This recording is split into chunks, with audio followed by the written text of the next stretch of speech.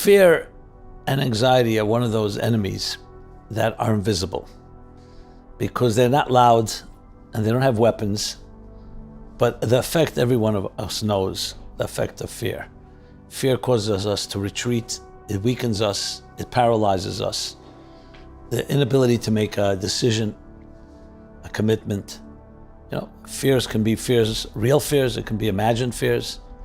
And especially in the area of the emotional, fear really plays an important role. Just to use maybe the most textbook classic example.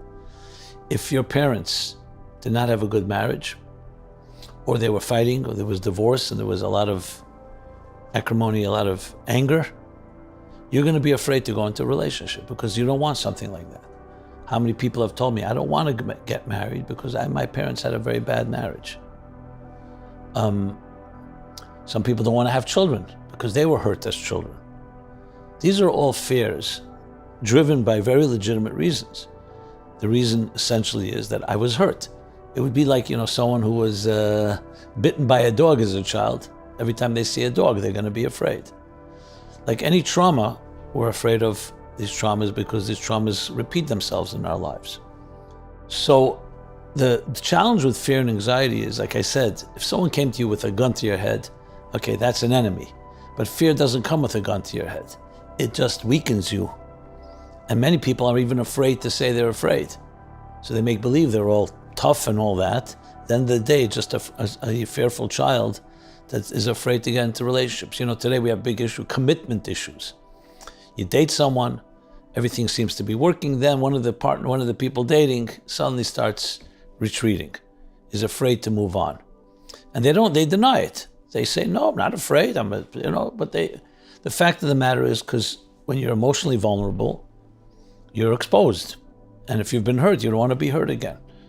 If your heart was broken by someone, you don't want it to be broken again. That's why it's so complicated to deal with fear, because many of us are not even aware of our own fears. But I would say fear and insecurity is one of the most powerful driving forces in life that causes us to make either bad decisions or no decisions, and causes us to really stagnate and not really move forward because, better not take any risk.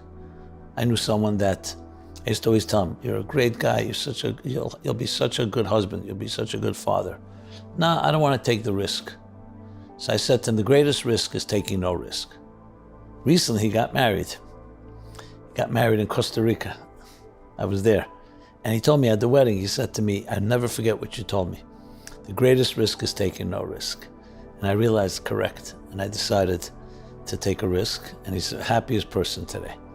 So I think fear is one of those forces that needs to be acknowledged.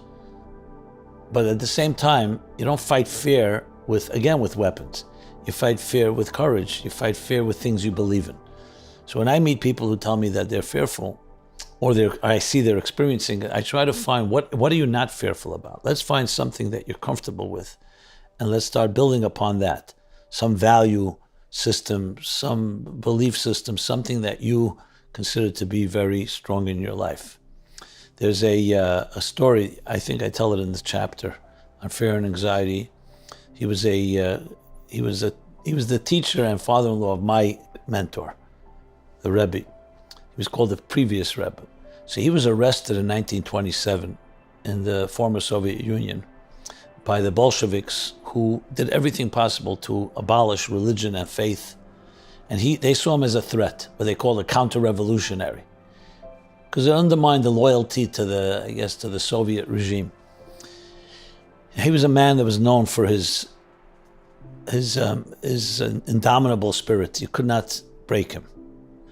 And he writes in his diary, which he actually calls Tractate from Hell, because they tortured him. It was very tough. And he said one of the captors pointed a gun to his head and said, Rebbe, mind you, he said in Yiddish because he was a Jew, but he was a secular one.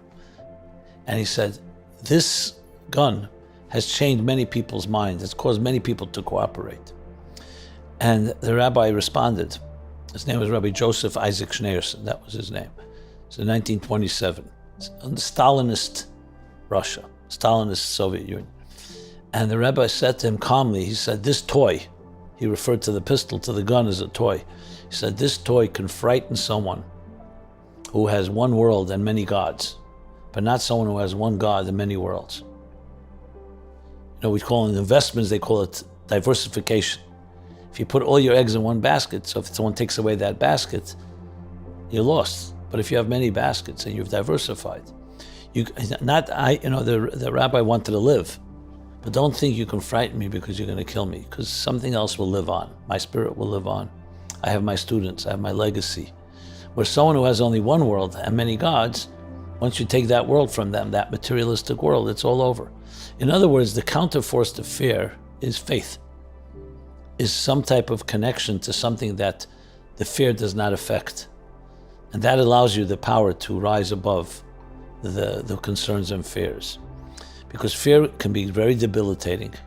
And that's essentially the theme of the chapters, how you connect to your deeper eternal wellsprings of your soul that allows you to forge ahead even when there's doubts and unknown uncertainties that can cause you to be fearful. It's essentially connecting to something higher that doesn't let you fall below, so your fears somewhat dissipate. And you'll see it again. All the people of courage that you will see, they all had something that was stronger that kept them going. They believed in it. I mean, let's be honest, which soldier, which military person wants to go fight? But if you're fighting for a cause that you think is important, you'll do that. Because the cause gives you the strength to overcome your fears. And frankly, I'll just use the other extreme, even simple coaching, a tennis coach, a sports coach, when a top athlete gets into a funk, psychologically feels an injury or someone got to their head, what do you need? You need someone to give you the impetus and the energy to get over your own fears, fear of failure, fear of loss. So it's always finding a deeper strength that counters the fears in our lives. The biggest risk is taking no risk at all. I've heard it before, but I'd love to hear a little bit more on it because I know our audience will really connect with that message. So the biggest risk is taking no risk at all. People think I'm going to stay on the fence, and that way I play safe. Yeah, but you could also end up never accomplishing anything in life. So that's why it's the biggest risk. You end up not going anywhere. So of course, if you start using your mind, there are many reasons not to do things. And if you get stuck in your head, you could end up doing it your whole life and never really fulfilling what you need to fulfill. One of the saddest poems out there is from Oliver Wendell Holmes. He wrote a poem called The Voiceless, where he writes, think of this tragic line. Alas, alas to those that die with their song still inside them. In other words, we all have a song inside us. And many of us are afraid to sing, either because our parents or educators or society has pressured us to fit into their mold instead of our own. So you can live your whole life and never sing your song. That's the greatest risk of all. You've never been who you should have been. You never actualized your potential. So yes, is life filled with risk? There's no such thing as success without the possibility for failure. When your child begins to walk, that child will fall. Any parent that says, I don't want my child to fall, I'm not going to let that child walk, or I'll hold the child when they start walking, will never allow their child to walk. You have to let them walk. You're there for them. You say, I'm here to pick you up. I'm here to support you. But every walk has to begin with falling at least once or twice or three times. I remember reading once this, I think, a tremendous analogy, beautiful. So we all know a caterpillar metamorphosizes into a butterfly. It's one of those fascinating things. A caterpillar that crawls on the ground or on a leaf suddenly goes into a cocoon. After a little while, it goes through that whole metamorphosis, that process. From the chrysalis emerges a butterfly. So besides the fact that it's a lesson in life, how we can grow, but it doesn't come easily. Once the cocoon begins to open up, you can see the new butterflies struggling to get out. So someone was watching the butterfly struggle, and he was in compassion. He decided, you know what? Why should he struggle, the butterfly? He took a pair of scissors, a knife, and he cut open the cocoon to let the butterfly out because he saw it struggling. And to his chagrin, sadly, he's watching the butterfly on the branch, and the butterfly does not take flight. And then he comes to realize that he actually destroyed the butterfly's life. Because the pressure, when you struggle to get out of the cocoon, drives liquid into the wings of the butterfly that creates the aerodynamics necessary for it to fly. Because he thought he's depriving the butterfly from the struggle, the butterfly could never fly, because that liquid never went into its wings, and it just remained. So in other words, sometimes the challenges of life that we think we're struggling through are actually the things that give us the strength to fly. So the greatest risk is not taking no risk at all, by saying, you know what, I want to be comfortable. I don't need extra pressure. Pressure in life is critical. You don't want undue pressure. You don't want a pressure that's overwhelming. But there's nothing in life that doesn't work with that pressure. As a writer, I can tell you, if I didn't have deadlines and pressures, this book would never have been published. I'd still be sitting and ruminating different options. You need to have deadlines and pressure. We hate it, but it's what makes us grow. There's an expression: the olive does not produce oil until you squeeze it, until you pressure it, you crush it. Thank you so much to Rabbi Simon Jacobson and his family for letting us in his home, organizing this. Then you guys for supporting us to be able to fly out to Brooklyn. Neve, my whole film crew, everybody who was involved in this project. Thank you so much. You make this possible.